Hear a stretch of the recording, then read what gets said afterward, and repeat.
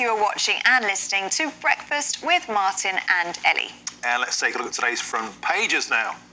And first up, The Sun carries the first interview with Philip Schofield since his resignation from ITV's This Morning last Friday. Loads of explosive revelations in that one. Yes, The Times reports that the government is going to court after defying the COVID inquiry deadline. And The Telegraph says a restored pleasure cruiser is at the centre of the investigation into deaths of 2 young people in the water off Bournemouth. The Daily Express leads with the biggest house price fall in 14 years. And the big story of the day, the Daily Star reports that half of Britain's fish and chip shops could go bust by 2025. Your chippy needs you, they say. Lord Kitchener there in the fish and chop kitchen. Well, it's time to go through the papers now. And joining us this morning is former Conservative advisor Claire Pearsall and writer and journalist Andy Jones. Good morning to you both. Morning. Really, really good to see you this morning. Andy, let's start with you, shall we? And this huge exclusive interview, Philip Schofield with The Sun. He says he's broken and ashamed, but not a groomer. Absolutely. This goes across 7, 8, 9 pages in The Sun. Why not, if you've got the access? Everything from sort of how much Southern Comfort he's drinking to how much he's vaping. The key details of the story, and I think people have moved on from the fact that, not moved on, but they understand that he's had this affair with this very young individual. Now it's like, well, when did it start? How did this individual arrive on the This Morning set? As we understand it from Philip Schofield's own account, they first met when this young man was 15 years old. The affair itself didn't start until the gentleman was 20, when Mr. Schofield was in his 50s, I assume. This started with an incident in a dressing room in 2017. I assume it was just a kiss in the dressing room, and who knows? Schofield talks about at this moment where this started. They began with a friendship, a working relationship, conversations on social media when this young individual was 15. They were introduced by a mutual friend. This 15-year-old at the time wanted to work in TV. They followed each other on social media. They developed this relationship. He then started working at This Morning. 2017, there's this kiss. Philip Schofield says he was really struggling with his sexuality at the time. Obviously, he came out gay on TV, etc., etc. But Schofield absolutely underlines that this was not grooming. Anything happened while he was underage, etc., etc. And if I could just interrupt you there, just so we have a clip to show you right now, just released. Schofield has sat down with the BBC, and here's what he's had to say. Was a totally innocent picture, a totally innocent Twitter follow, of which I follow 11,400 people, and then it was a completely innocent backwards and forwards over a period of time about a job, about careers. You know, I mean, you do that. What's wrong with that? What's wrong with talking to someone, no matter, you know, what age they are? Does that mean that if you're following anyone on Twitter that you absolutely don't talk to anybody else, or you don't give advice? So I disagree with the summation that you just gave, because that does paint a very grave picture. In which case, why do you say it was unwise? Because you're clearly sensitive to the power differential, and you're clearly mindful of the dangers of abuse of power. The brief communications backwards and forwards, up to the point that he came to work on This Morning, I think was just chat. What was unwise was the fact that it happened, and that was a very, very grave error. Now, it was consensual, but it was my fault. Okay, that's Philip Schofield sitting down with the BBC's Amal Rajan. Claire, let's bring you in at this point. How do you react to that clip that we've just watched? It's a very good imitation of being sorry. It is looking to save his career. He is now on damage limitation mode. There is so much that has come out. We've seen some really explosive interviews recently with Eamon Holmes and then Carol McGiffin's piece of last night. I think Philip Schofield is really now on the back foot. And yes, there is no illegality in all of this. It is very unwise, as he said, but how you can change this narrative, I think, is really important. I don't think he's going to save his career in any way, shape or form. I don't think that the programme This Morning will continue in its current form either. I don't think you can. I think that the toxic nature of that programme and what has happened, it's too big. Yeah, one thing that sort of sits a little bit uneasy with me is, this absolutely reads like a carbon copy example of copy approval piece. Schofield went to the Sun, what the lawyers did, offered the client up. Very, very flattering piece in terms of telling his point of view. No difficult questions whatsoever. And he concludes, if this continues, that people know there's not a human being behind this, they want me to die. Is that the end game? So it echoes of the Caroline Flack stuff. I wonder how much media manipulation is going on here. There will be a lot. Philip Schofield has been in the business for a very long time. He knows how these things work. He has seen it. He has been part of this industry for a very long time. So none of this is a surprise. And you are always going to choose an outlet which is going to treat you in the nicest possible way. So they'll put a few questions in which look a little bit difficult, but the answers are already there. He knew how this was going to work out. He knew how he wanted the piece to look, and the Sun was a willing vehicle for that. So it's not going to release any more detail, and it's now up to ITV as to what they actually deal with. But I think the public has probably made its mind up and now want the matter closed and moved on. Andy, what do you think of this? I mean, in that clip that we just watched there, Philip Schofield describes the affair as a grave error and the biggest, sorriest secret. Most affairs usually are, aren't they? Let's be honest. The big question in my mind, we know this affair happened. We've heard most of the murky details, but we believe, although if there's conversation on social media, there's a risk that all they will become public as well. The big question in my mind is how young was this gentleman when he started working at This Morning? As anyone who works in journalism or broadcast knows, you typically have to be sort of 21, 22 to even begin working at a TV station. And then how was that access granted? I mean, it's very unusual to see sort of teenagers walking around a television studio in a working capacity unless they're going to be a guest on it. Because This Morning, as it does do lots of light and fluffy items, it does do a lot of adult stuff as well and very serious stories. And my question will be, how did this young gentleman get a job on air at such a precocious age? Yeah, it's a good point. As an editor who's had many work experience people working for me over the years, we'd always go for somebody who'd like been to university, who was old enough, to be trusted in an environment where, there was a sensitive comments. It does seem to be unusual. Anyway, this one's going to run. Claire, shall we get back to a bit of politics? Yeah. Back to your home turf here. And of course, COVID inquiry rattling on, this extraordinary situation of the government action against the Baroness's inquiry. It's quite something when the government launches legal action over the inquiry that they had asked for. So you start from a point of this is completely crazy. And now it comes down to who is outmanoeuvring who, because it really seems to me as if Boris Johnson is outmanoeuvring Rishi Sunak on every single level. It all seemed a bit simple that Boris Johnson wasn't going to hand it over, and then you find out that he had and handed it to Rishi Sunak or the Cabinet Office themselves for them to make the decision. So Boris Johnson passes his diaries, his documents, the WhatsApps from May 2021 over to the Cabinet Office and said, please disclose these to the inquiry. Is a part of that, do you think, clever politics? It's basically Boris handing the hospital tackle to Rishi. Because a lot of people out there already think that Rishi has stabbed Boris in the back and brought him down when he became the leader. Is this saying again, OK, are you going to set me up for another ratful? It's exactly that. By making this the government's problem, Boris Johnson can stand there and say, I have done what I said I was going to do. My hands are clean. Doesn't matter what the information is. It does look as though now it is the Cabinet Office and Rishi Sunak holding it up. So Boris Johnson is very clever politically. We never should underestimate quite how well he can manipulate this situation so he comes out looking better than anybody else. Well, of course, Andy, a lot of people on the other side of the political fence, though, are saying this is the complete cover-up. It's a disgrace that they're keeping stuff back from an inquiry. If we're going to make a decision, it should be full, and we should have access to everything. Absolutely. Angela Rayner making that point for Labour, that this is a distraction from basically all of the other important things that we need to be talking about. Cost of living, energy crisis, purity of our waterways, any other thing from crime, NHS, etc., etc.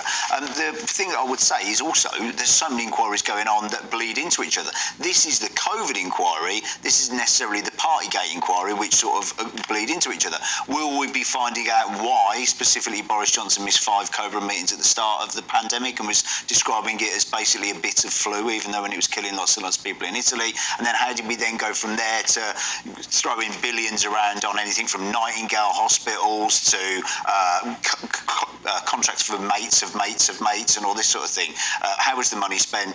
Why and who got what, and all of these other things? I think it's going to be very, very interesting and run. Yeah, and the issue of Boris Johnson's old phone is a very odd one, isn't it, Claire? I mean, the things that phone has seen. Well, he's only handed over messages and content from after April 2021. Yeah, so this is the phone that he got in trouble with before, because apparently this mobile phone number, it was revealed when he was Prime Minister that this phone number had been available on the internet for 15 years. So Russia and China have probably seen everything that's on this phone anyway. Yeah. So Claire, how important is this? Because you could say that there is a justifiable national security issue if this phone has been hacked. And indeed, Boris maintains he's been told never to even switch his phone on by the Home Office. I think the security services need to have a say in all of this, because if it is such a security risk, then turning it back on leads to hacking, leads to information coming out left, right and centre. However, when it's on WhatsApp, that surely is not really attached to the phone. It's back up on a server. So I'm sure there is a way of getting those messages back. But we're all a bit of a fan of the disappearing message. So when you start looking at WhatsApp conversations in groups, if somebody has disappearing messages turned on, a conversation isn't complete.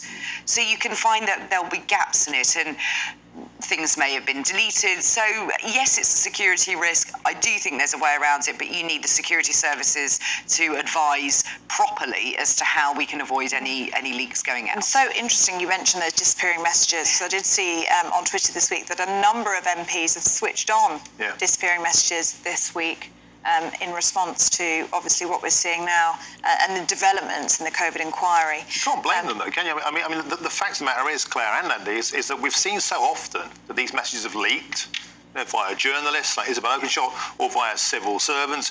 Who'd want to be a part of this? And isn't it interesting how somebody who's been very, very quiet is Dominic Cummings? Because Dominic Cummings was on these groups, and you're not telling me that there weren't a few fruity exchanges between Cummings et al. And he's been uncharacteristically quiet as a mouse. He has. Normally this would be out there on his blog, his Substack. Yeah. He would be putting it all across Twitter that the former Prime Minister was wrong and these things that happened at the time. But he's been silent. I would suggest there are a lot of people who will be concerned, but I think it brings into question whether this remit over WhatsApps is the same as government emails, memos, phone calls, all of which are recorded. I think we need to understand whether private communications via a messaging app constitute government business and whether they should be handed over. I think that needs to be clarified for everybody's sake. And we all know where we are, and it will solve any problems in the future. So any future scandals that happen through WhatsApp or through Twitter DMs or wherever it may be, we need to understand how the law interacts with those. Yeah. Andy, there's a very distressing story in the Telegraph after the death of those 2 children in Bournemouth this week. There's now a boat at the centre of this tragedy. Yeah, absolutely. So 8 people were treated at the scene after this incident. A 12-year-old girl and a 17-year-old boy who weren't known to each other died at the scene or later in hospital. What's happened is a boat, a pleasure cruiser in the Bournemouth area called the Dorset Belle has been seized. And as we understand it, and the details are fragmented and developing, is 8 individuals got into trouble near the pier. It's been made clear that they didn't jump from the pier, they weren't on inflatables, they weren't on the boat itself. We're also told that the boat didn't make contact. This is what the Times is saying, as well as the Telegraph. The boat didn't make contact with these individuals. However, a man in his 40s, assumedly who was driving the boat, has been arrested on suspicion of manslaughter, but has been subsequently released. So he hasn't been charged. So if they didn't jump from the pier, they didn't make contact with the boat or they weren't on the boat themselves. It's hideous to speculate, but you'd assume it was something to do with the way the boat was being steered that is of a concern, or where they were in the water. And there are lots of rumours as well about jet ski hitting them, but apparently that's not true. But it is quite well known in that area. There are very strong undercurrent riptides going out around that area. So I mean, obviously we need to wait for the outcome of the investigation. This could just be a natural death by natural causes. We don't know yet. I went to university in Bournemouth. I've lived there myself. If you're ever going to have a swim in the water, Bournemouth's wonderful because it's got wide, flat beaches. You can see, if you're a parent, you've got kids, you can see all the way from the left, all the way to the right. And people, I think the biggest danger about Bournemouth is it's broadly quite safe, but because it feels very, very safe, it tricks you into perhaps going out of your depth. There are side currents, rip currents, I think, and all sorts of things there. And the pier, particularly, is quite dangerous to swim next to because it has so many blind spots. It has sort of currents that are very specific to that area. And if you're in a boat and people are hidden by the other side of the pier, do you know they're there, etc., etc. Yeah, it is very, very upsetting, isn't it? And you've just got to think of the families of that 12-year-old girl and the 17-year-old boy. It really is awful to think about. Claire, let's take a look at the Times, shall we? And a crackdown on Westminster sex pests. I've never spoken about Westminster sex pests as much as I have in the last year. It feels like every single scandal that comes up is something to do with deviant behaviour in Westminster. However, I am concerned at what is being reported in the Times, which is essentially anybody who is accused of behaving in that manner would be banned from the parliamentary estate. I think this is really troubling for a couple of reasons. It will lead to a lot of false accusations, people trying to see whether they can get somebody banned from the parliamentary estate, and it's going to lead to that, but also any anonymity that somebody has. If they've not been accused, they haven't been called up by the police, they're not under prosecution for an offence, aren't they entitled to a little bit of privacy in all of this? Because you can get these vexatious claims made against people, and it can ruin people's lives. Yeah, and interestingly, I was contacted this week by a former parliamentary assistant in Brussels, where I used to work, and a similar scandal is enveloping the European Union at the moment. There's been a huge, almost like a Me Too movement within that area. Another element of this is worth exploring, Claire, is the idea of are the bars, in Westminster parties to blame? This MP, Grant Davis, was bragging about taking lots of young women to the bars and plying them with drink. Is that a talking point, or is that just a normal part of the parliamentary process? People are asking for those bars to be taken out. Is that a step too far? Yes, I think it is. I understand that the argument is that workplaces don't have bars, so why should Westminster? It isn't a normal place to work. And the counter-argument to all of that is if he wasn't taking them to a bar in Parliament, he would have been in a bar somewhere else. If that is his behaviour, if that is his choice of drinking partner, he could have done that anywhere. I think it's always a little bit lame to start looking at the bars as the problem when it's the behaviour of the individual. Nobody makes you go there. Nobody makes you take young staff members there. So I think the behaviour of MPs needs to be looked at before you start banning things out of Parliament. I'm not a fan of doing that. Yeah. Andy, what do you think? I think, I don't want to misremember anything, but as I understood, there was about 60 Westminster MPs who were currently in investigation for various different things, from very, under the catch-all term of sexual allegations, whether that's very, very minor words said or extremely serious. I think the huge issue is that there's now, one, there is less and less reasons for people to want to become an MP. Two, there's less and less trust in MPs, and I think public trust in the job is increasing and diminishing. And whilst I agree with what Claire says, that if you get rid of the bars, etc., they just go to their nearest local pub and they buy their staff drinks, and these sort of things happen anyway. I think if there is sort of curtailment on these sort of things, I think particularly with the price of food, cost of living, seeing MPs get very subsidised, delicious meals, pubs, etc., bars can be quite galling for. Yeah, and I think to be fair to the Labour Party, they have acted swiftly. They put this guy on suspension while they investigate, so they're taking this seriously, which is the correct due process to go through, and it's being dealt with. Shall we move on to our next story, Andy? Something we spoke about earlier. This is a story that's going to really get people going about the fish and chip shops. 50% of chip shops could close by 2025 unless we start noshing down on the Great British Fish Supper. Quite. They're going the same way as pubs, aren't they, really, where I think a lot of fish and chip shops have been devastated by passing trade, the lack of passing trade, because obviously we no longer work in town. People work less and less in town centres. Online shopping means you less and less go into towns, and so passing trade is rapidly diminished.